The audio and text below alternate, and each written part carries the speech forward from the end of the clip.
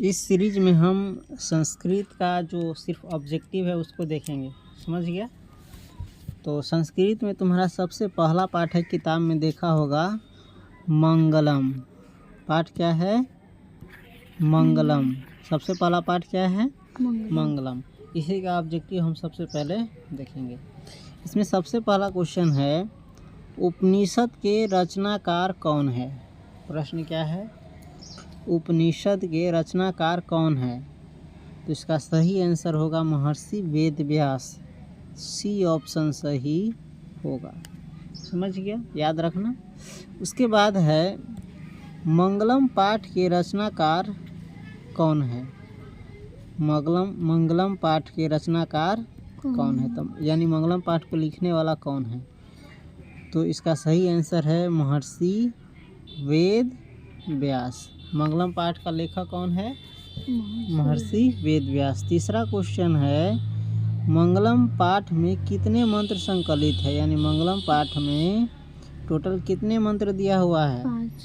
5। तो इसका भी सही ऑप्शन होगा सी, है ना। उसके बाद है, अणु से भी छोटा कौन है? अणु से भी छोटा कौन है? इसका सही ऑप्शन है आत्मा। आत्मा क्या है? अणु से भी छोटा है। समझ गया? इसके बाद अगला क्वेश्चन है, किसकी जय होती है? अगला क्वेश्चन क्या है? किसकी जय होती है? देख सकता है अगला क्वेश्चन क्या है? किसकी जय होती है? तो सत्य की। तो सत्य शुरू में है। किसकी जय होती है? सत्य की। उसके बाद का क्वेश्चन है, बहती नदी कहाँ मिलती है? बहती नदी कहाँ मिलती है? तो समुद्र में। कहाँ मिलती है? समुद्र में। तो समुद्र किस में है? सी में है। तो सी छेकेंगे, है ना। उसके बाद का क्वेश्चन देखो। उसके बाद का क्वेश्चन क्या है, जंतु के हृदय रूपी गुफा में, जंतु के हृदय रूपी गुफा में क्या स्थित है? तो तत्व। क्या है? तत्व। उसके बाद है, ब्रह्मा को प्राप्त करने के विषय में बताया गया है। क्या बताया गया है? ब्रह्मा को प्राप्त करने के विषय में बताया गया। किस में? कठोपनिषद में, ईशावास्य उपनिषद में, श्वेताश्वर में, मुंडक उपनिषद में। मुंडक उपनिषद में। उसके बाद अगला क्वेश्चन है,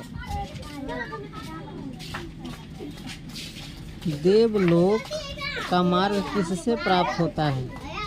देवलोक का मार्ग किससे प्राप्त होता है? यानी रास्ता किससे प्राप्त होता है? तो सत्य से। तो इसका सही ऑप्शन होगा ए। समझ गया? इसी प्रकार से हम अगला क्वेश्चन देखेंगे, सत्य से क्या प्राप्त होता है? सत्य से क्या प्राप्त होता है? तो देवलोक। सत्य से क्या प्राप्त होता है? देवलोक।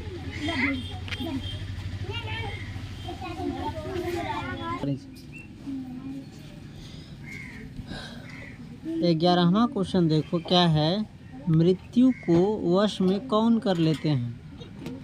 मृत्यु यानी मौत को वश में कौन कर लेता है? मूर्ख, अज्ञानी, विद्वान, कोई नहीं। विद्वान। तो इसका सही ऑप्शन होगा सी। ए जाता वो सी होगा। समझ गया? उसके बाद है, किसकी जय नहीं होती है? किसकी जीत यानी जय नहीं होती है? असत्य की। तो असत्य किस में है? बी में। इसका सही आंसर होगा बी। समझ गया? उसके बाद है, उपनिषद में 13वां क्वेश्चन है, उपनिषद में किस महिमा का वर्णन किया गया है? उपनिषद में किस महिमा का वर्णन किया गया है? परम पुरुष का। किसका? परम पुरुष कहते हैं जो इस धरती का पालक है, सबसे ईश्वर में ऊंचा स्थान ईश्वर है।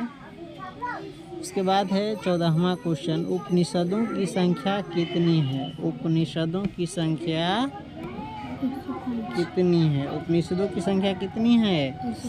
105। तो इसमें सी में दिया 105 तो सी छोड़ देंगे। हमको सी डी से मतलब नहीं है, मीन्स याद रखना कितना है 105। आंसर याद रखना जरूरी है, आंसर हेर फेर कर सकता है परीक्षा में, समझ गया। उसके बाद अगला क्वेश्चन देखो, आत्मा के गूढ़ रहस्य की किसमें व्याख्या की गई है? आत्मा के गूढ़ रहस्य की किसमें व्याख्या की गई है? तो कठोपनिषद में। किसमें? हाँ, ए ऑप्शन होगा इसका। उसके बाद है परमात्मा की महिमा का वर्णन किसमें किया गया है? परमात्मा की महिमा का वर्णन किसमें किया गया है? तो ईशावास्य उपनिषद में, समझ गया।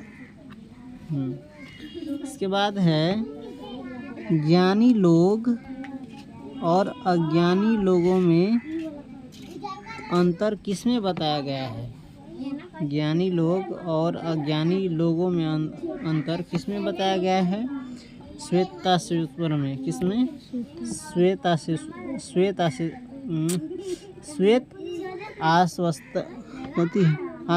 में। श्वेत आश्वतर में। हटो एक गड़बड़ा रहा। उसके बाद है सत्य का मुख किससे ढका हुआ है?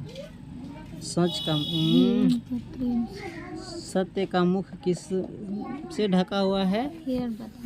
हिरण्य पात्र से, यानी सोने के पात्र से, सोने के आवरण से। सत्य का खजाना कहाँ है? 19वां क्वेश्चन है, सत्य का खजाना कहाँ है?